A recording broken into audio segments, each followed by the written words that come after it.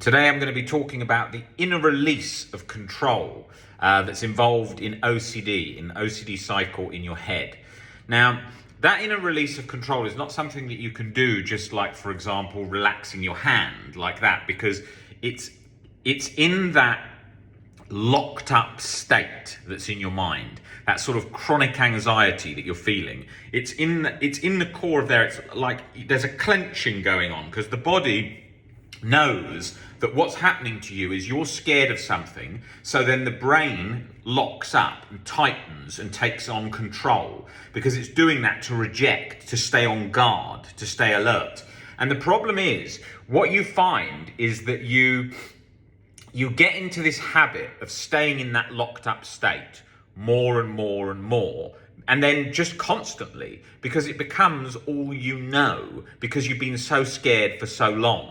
So what basically happens there is that you're in a position where that locking mechanism is on, but you've no longer have realized how to turn that off. So it's like something has been hijacked in the brain and the lever's been snapped off. Now that comes through gradual shifts in perspective. As you change your perspective on things relating to fear, apprehension, being control, those elements, once you start breaking down that sort of internal architecture that OCD thrives on, then that release of control happens. Now, that isn't just sitting with uncertainty. That's a big mistake that people make, because you can be sitting with uncertainty in that completely locked up position in your head, and that's not going to help you.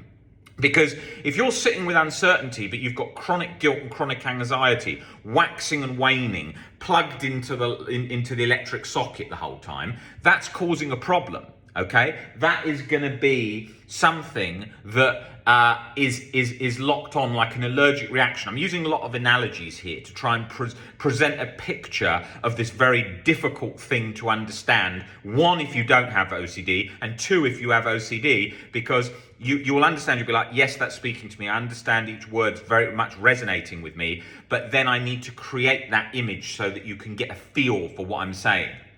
So what happens is, if you think of an allergic reaction, right? Say I've got an allergy to nuts, and I take a bit of a nut. What's going to happen? Boom, an allergic reaction in the body, right?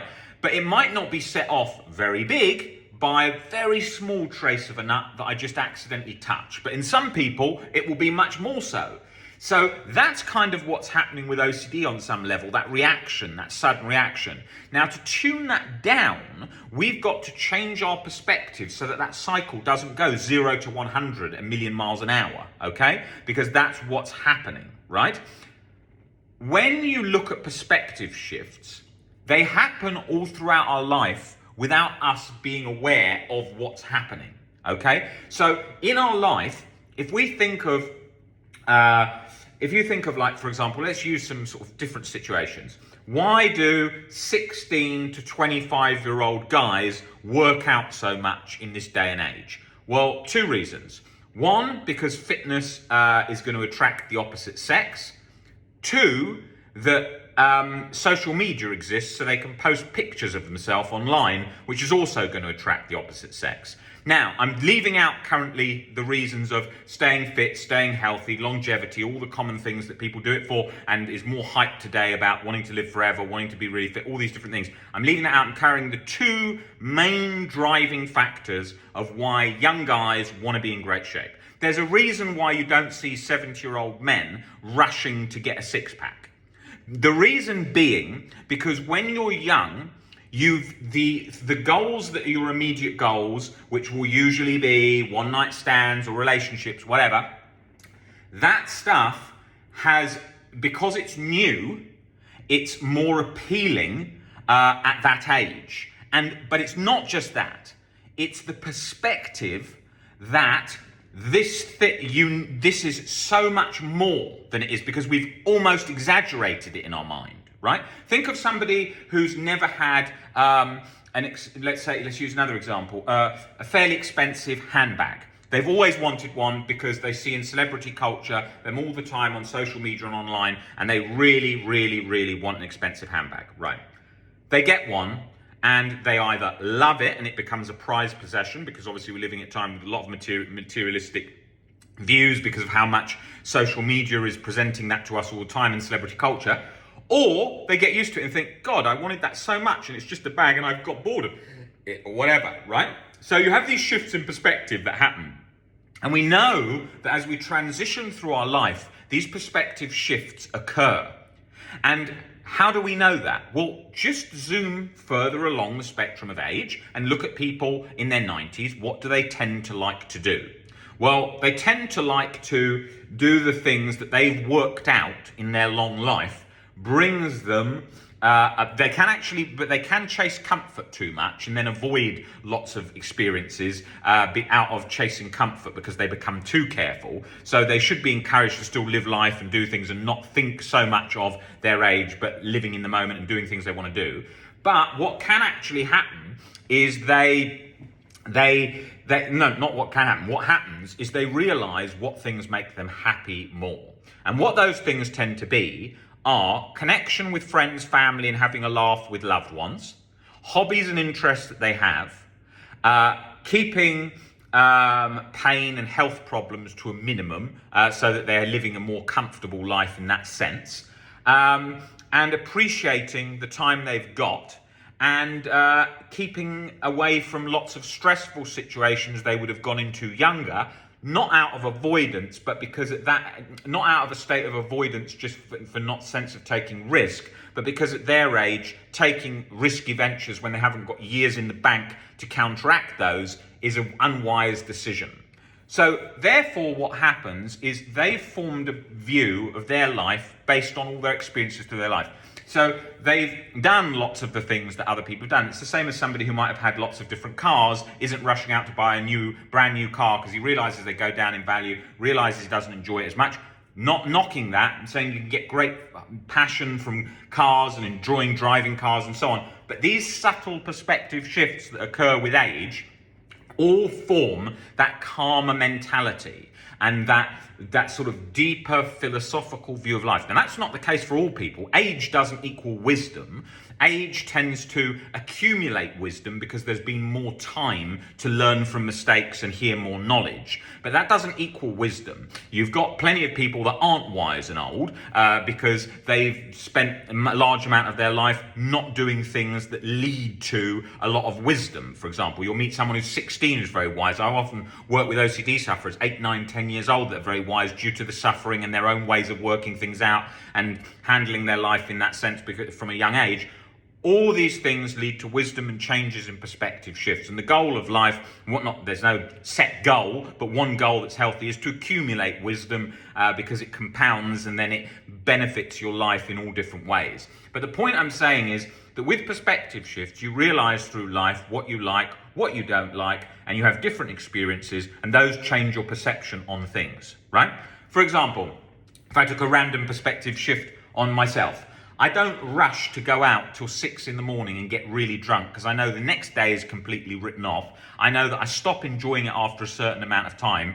And I used to do loads of that when I was younger and I learned that, but it was great fun when I was doing that, right? So that's just a small perspective shift, but that brings a lot of health benefits. Now, when it comes to control, you've learnt by following other humans who are mainly very irrational, how they handle situations, and it's often very panicked and very controlling, especially if you lived in a house which is a very sort of controlling environment and very black and white rigid thinking. And then you learn as you transition through life that the world doesn't need to operate in that sense, and that in reality you can live freely, do what you want to do, and you don't have to hold yourself to rigid judge and executioner like black and white beliefs in your head, and you can actually venture off the beaten track and enjoy things that your family might have judged you for, and navigate your own way in life. And I think that's key to acknowledge, because all of that wisdom and perspective shifts come to that gentle transitioning and oiling of that control-like mechanism in the head. Now, another thing to think about is to form your own ideas and perceptions. Because philosophy, when you get more wisdom and you become more sort of deeper sort of thinking and rational thinking on life, you realize how irrational the world is. I've only got to pick up TikTok for 2 seconds and scroll through, and I'll see just tons of horrendous advice. Like, for example, OF girls saying, oh, this was the most empowering thing, doing this job, and I'm so happy I bought my mum a house. Whereas when you actually look at it underneath it and you dig a bit deeper, she's hated doing the job for a lot. She's hated her appearance. She spent most of her money on cosmetic surgery to try and get a state of acceptance. She fell out, her current boyfriend's broken up with her because of her career choice. All these things like get completely just blown out of proportion in today's world on social media, where words like empowerment are thrown out to any sort of reason that people want to boost one area of a thing. So you hear the words like empowerment, and actually, when you actually think of what empowerment in its basic principle is learning to just accept yourself as a human floating on this rock through outer space, and that your value is on being alive and human, and that you're here for such a short time, you want to enjoy this very short moment and go about life living in the moment and doing things that bring help to others and help to yourself, connection with others. Doesn't have to be connection with others. You can spend a lot of your life doing your own things that you enjoy, whatever. But empowerment is a thing that comes from within through perspective shifts. It can be from different areas of life, like healthy benefits through fitness. Yes, you could say anything is empowering, but is it truly empowering? Is it something that you would recommend to your children? Is it something that you recommend to your mum confidently from inside, where you're like, Mum, I'm really proud of what I've done with this? And the answer to most of these things that you see on TikTok is definitely no. You're seeing all these videos that are the young guys, all this sort of like alpha male stuff where they're going full on 0 to 100 on trying to be this real alpha male when they haven't even got a partner or haven't even dated anyone yet, and it's all going wrong. And we've got this society at the moment which is just like, it hasn't got enough sort of rational, balanced breakdowns of what's happening. If for example, somebody hasn't had a girlfriend, they don't need to go and they've got fed up that they've been turned down on quite a few dates. You get advice on social media that will sort of tell them to like ignore everyone, be their own boss, work out all day long, spend like just complete pushing away the problem. Instead, it would be accept that sometimes you're going to get turned down. You can improve your life in a balanced way, but you don't have to shut off the whole world, shut off all your friends, all your everyone you know, and transform yourself into some super alpha character. That's going to basically lead to lots more internal control. And all these things, you can see subtle shifts in society leading to these things happening. How many people chase likes? If I just get more likes, I'll get approval, then I'll accept me. No, if you need acceptance from likes, you're definitely not accepting you. It's the polar opposite. If you need to post pictures of yourself half naked to get a feeling of self-acceptance, there's something not right there, right? And I am not anti all these things. Don't get me wrong, that's another balance that's important, because on social media today you hear lots of people say things like, oh yeah, well you shouldn't spend any money on yourself, and you should invest everything you've got, and you should only do this, and you should only do that, whatever things they think of, which is not true. Humans should spend their money and do things that they enjoy in life, and if that means that they want a nice car, and that means a lot to them, but it's going to stretch them to buy that, and they do want that, they don't have to wait till they're 50 to do that. They can get that. If they want to post the bikini photos online and they enjoy it and they're having fun doing it, they can do that. If they enjoy all that. But the problem is that you've got the needing problem, right? So it's the problem of needing, where you're telling yourself, I need this to be content, to be happy.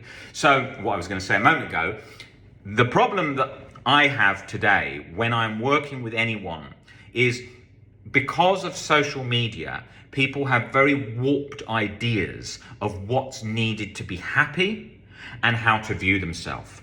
When they feel a feeling they don't like, they try and push it away. So they choose a life of maybe just complete immersion in the gym. When they have a problem with their relationship, they push everyone away, or they completely transform themselves in an extreme way. All these things are forms of control. This is all in that OCD mechanism, locking up, causing a lot of control, causing a lot of anxiety, causing a lot of stress, and it's locking. And that's a subtle thing in the brain, that control mechanism. It's very hard to see. It's very hard to spot that and see that. That's why changes in awareness and perception sort of come along gradually. And then you think, wow, I'm thinking differently, same as age. My God, I'm this age. Oh my God, I'm in a long-term relationship. Oh my God, I'm getting married. Oh my God, all these are transitions. When anyone has a baby or anyone gets married, they haven't done it before, normally the first time. And so they don't know what to expect. Anyone has a baby, they don't know what to expect. They don't know, how do I hold this baby? What happens to this baby? They don't know that because they're new to it. And the world is like that, okay? And it's okay to find things difficult. It's okay to find things challenging. And it's okay to fight back and to really push yourself. I'm somebody who works a lot of the time. I work most days and most of the day. And I'm really passionate about what I do, but I don't need it. If I had to say, right, no more work with OCD ever again, I could be happy. I could be content. I could be content in most situations because of the perspectives I have of things. Now, that doesn't mean that I'm going to be content if I've got no food, I'm in jail and so on. I'm going to probably be not anxious, I imagine, but I'm probably not going to like it and be frustrated and so on. You're not going to have perfect sort of like a Disneyland emotional state where you're constantly at peace, laughing and happy and everything. That's not the goal, but you're going to be you're going to be in a state of no chronic anxiety, I would imagine, in those situations once your perspectives change. But you don't have certainty over that. That could always change. You could be hit with a very difficult situation that takes a while to adapt to, or an illness or so on. You might find that difficult and anxiety might go up and down and all over the place. So the main point here is your perspectives as you transition through life. If you are open to shifting them and you're open to being aware and calmly observing things and changing your perspectives from 0 to 100, black and white, rigid thinking, which is encouraged in social media. If you learn to step back, view this, listen to things, take on information that helps you and empowers your life, but not trying to control, to fight, to force. I believe this, I believe that, this is wrong, this, that. And you will see it all day long. If I just go on social media, how I made $1 million in 1 week, and the guy hasn't even got a job, and it's all hype and all that stuff you see. Take a step back. Humans lived without social media. Humans lived without likes. Humans lived without cosmetic surgery. Humans lived without bikini photos online all day long. People lived without OF accounts. People lived without going to the gym 7 times a week. We get led into all these things, control. Why do you think the next thing is like, think of numbers, right? You used to hear people say, oh, I want to be a millionaire. Now people say, I want to be a billionaire, bigger number. You hear people that used to say, okay, I want to work out 3-4 times a week. Now it's 6 times a week. You hear people want to go to a certain body fat percentage. Now it's way lower. It's extreme, extreme, extreme, all the time, more, more, more. And that you're chasing. But where are you satisfied? Where do you sit and think, actually, things are good? Where do you sit and give up control and think, actually, I'm all right? Everything's telling you you're not all right. The numbers are getting higher, so you think, God, I'm doing a lot less than I should be. The fitness goals are getting higher, so you think, I'm doing a lot less than I should be. The pictures on social media are getting higher, so people think, God, I'm not living as well. All these different things. So, acceptance and chasing. You can work towards something and strive towards something, but if you try and control it and to force it and need it, it becomes control. You would prefer something, but you don't need. You don't actually need anything in your head, right? You could even accept if you didn't have food, because there are people in prison on hunger strike that are at peace. Okay, maybe I die from this hunger strike, but I'm at peace, let's see what happens, right? You don't need anything. That's the message. You give up the needing, you give up the control, you give up the locking mechanism in a process that happens through time. Persistence, practice, time. Collective wisdom that changes how OCD locks up in your brain. That is the goal. Go along with that. I hope I didn't go too far off topic with lots of things in sort of social media and so on, but I think it's important to mention it because lots of young people and people of all different ages watch this channel, and I think you hear so much nonsense these days on social media, and people start to believe it, and they think, oh my God, I've got to be this level fitness, or I've got to, yeah, it's just ridiculous. I mean, every video that you see is saying ridiculous things that make people feel like they're not going anywhere towards their goals, where actually people are far further than anyone was in the past. I mean, we've got less poverty than ever before, because jobs have changed over time. I'm not talking about the states of poverty. I'm not talking about the difficulty in jobs and crisis or anything like that. But I'm talking about a general sense of the world. I know we've got 0-hour contracts and all that stuff. I'm not getting into a political basis, but I'm saying the world is massively improved in so many ways as it was on the past. But because of social media, what's happened is we've got into this view that everything is, we've got to achieve much, much more, and things are much, much worse. But actually, when you think about it, have you got a house? Have you got a car? If you haven't got a car, are you able to walk? Have you got health enough to be able to go to a restaurant, to see a friend, go on a date, do all those things? Just zoom back a couple of hundred years and then throw OCD in the mix. You had OCD in 1900, horrendous life. OCD in 1800, horrendous life. Talking about very recent times, okay? So then you think about what your chances were if you were in situations of poverty, 1700s, 1600s. You don't see children on the street when you go walk around central London. I know you do in lots of other countries, of course you do, but I'm saying in central London, you wouldn't see that, right? Now, if you go back 100, 200 years, of course you're going to see that, loads, right? You see chimney sweeps. What happened to chimney sweeps? They went up the chimney, they got choked in all the soot, they died up there. Kids were dying all the time as chimney sweeps. Big bits of soot sort of broke off and then trapped them in there. They were being forced up there all the time. You got child labour where people were losing an arm in a machinery. That was happening regularly. So then you throw in OCD in the mix, and you think about how bad things are, right? OCD today, you're living in great times, but it's not like that all around the world. I work with people in every country around the world, right? Pretty much every country around the world. And in a lot of countries, it's like the OCD treatment of 1700s. Go to a doctor, here's medication. But then, as I say to them from a gratitude point of view, to even have some medication is incredible. 1800s, no medication. People would have been alcoholic or died, right? Because there wasn't medication. The medication they had was so strong, you'd have been completely knocked out. Right? And then you've got the stigma of mental health, locked up in asylums and so on. So in lots of countries, very harsh life with OCD today. But compared to the life of the past with OCD, way worse. So you've got to think of all these things. You've got to think a little bit outside of the box. Start from the point of that most of society and humans hold very strong, rational, irrational beliefs. And then start to form your own opinions. And start to think about how you think. But when you form them, don't form irrational, rigid opinions from positions of anger or whatever, where you think, I need to tell someone this, they must know. Form it on a balance of thinking, okay, what would it be like to be the other person? How could they see that thing? How could they see that perspective? What's their view? Any argument or anything that I ever have, I'm thinking, how is that person seeing this? What's their perspective? The same as when I'm watching nonsense social media things. And I look and I think, yeah, of course he thinks that. Of course this guy's chasing to make more money because that's all he's learned, maybe from his family, maybe from his views of life, low self-esteem, and he's trying to chase it through financial things. Or maybe it's an athlete who's just like nearly dying from what he's trying to achieve because he thinks when he gets there, and then he's depressed when he gets there, like what Michael Phelps said, when he won, he was at his worst mentally. All these things, think. What is the other person thinking about things? What is their perspective? You're trying to build wisdom.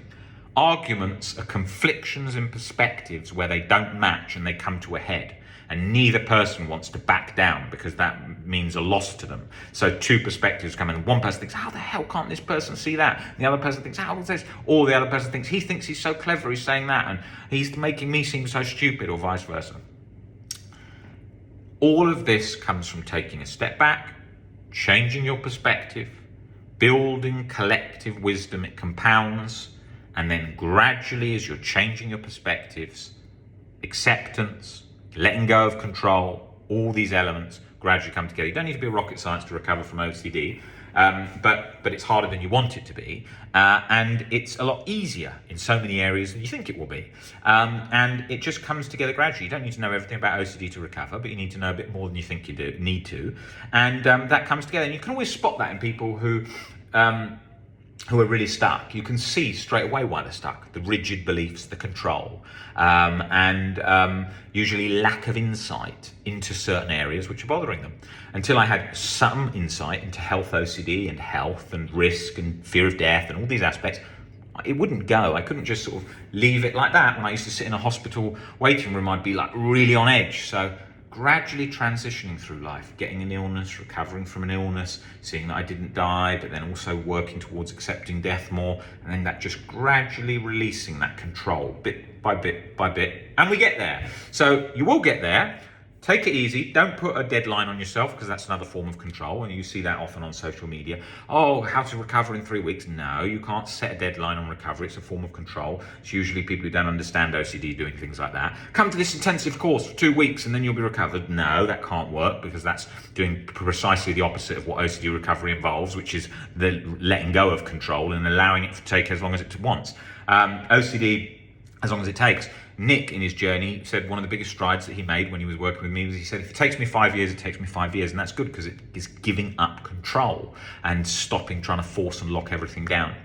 I will be back on here with another video covering these sort of subtle aspects of the OCD recovery journey. And I hope to upload one of those tomorrow or the next day. So I'll see you guys then. Take it easy.